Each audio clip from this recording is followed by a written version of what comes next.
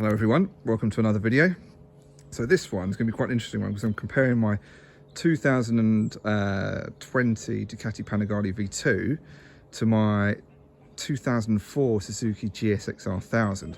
So there's 16 years difference between the two, which is a lot, and also there's quite a lot of difference in terms of technology and power. So the Suzuki on the right makes 156 horsepower at the rear wheel. That's what it's been dynoed at.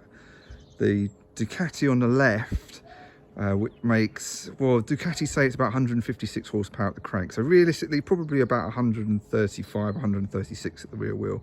So the bike on the left is, 20 horsepower down, but the bike on the left has got all the electronics. So it's got like wheelie control, slide by brake, traction control, different power modes, all of that kind of jazz. Quick shifter as well, up and down, whilst the bike on the right has none of that. It's completely analog. It's got just your traction control is what's your right hand. The only thing that one on the right has got, which is different, is a quick shifter, but that's only on the way up. It's not on the way down. Now, I took both of these bikes to Aragon in October last year. They've both got exactly the same tyres on them, Metzeler TD slicks, so that's a level. It's not as if one's got better tyres than the other. And took them both on track. And it was surprising how different they were. So the one on the right there is my full track bike. So that's had a K-Tech piston kit put onto the right of it.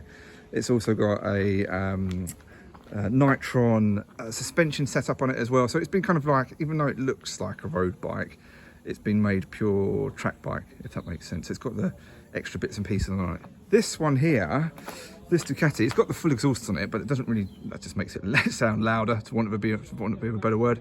But it does have the standard road suspension on it, and that made a massive difference. So on track, between the two bikes, I found that the Ducati did the Aragon in 2 minutes and 19 seconds, whilst the Suzuki on the right did it in 2 minutes and 16 seconds. So the Suzuki, even though it's an older bike, was 3 seconds a lap quicker than the Ducati. Same tyres, same track, same conditions, same rider, me.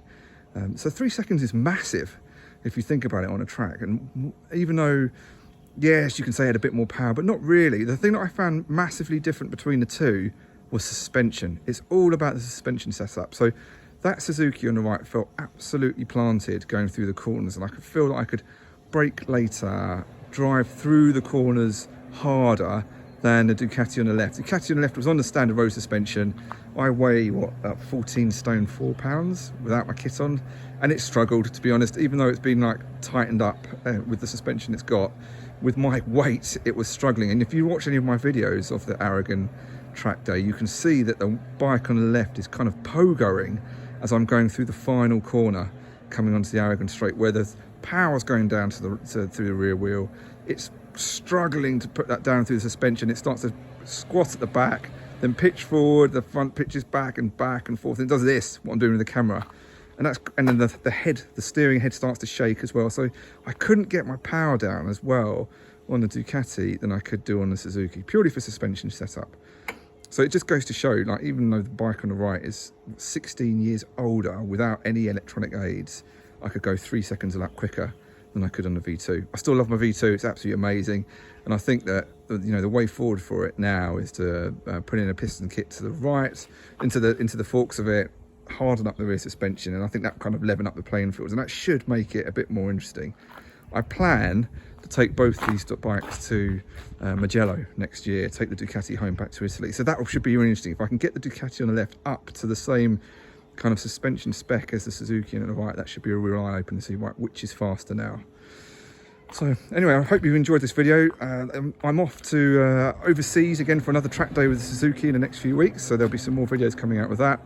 And the Fireblade as well, sourcing out some bits and pieces so that I can take some videos of that whilst I'm riding around and show you on that as well. So anyway, there you go, just to show you that an old bike set up well can still show a young pup a thing or two around a track.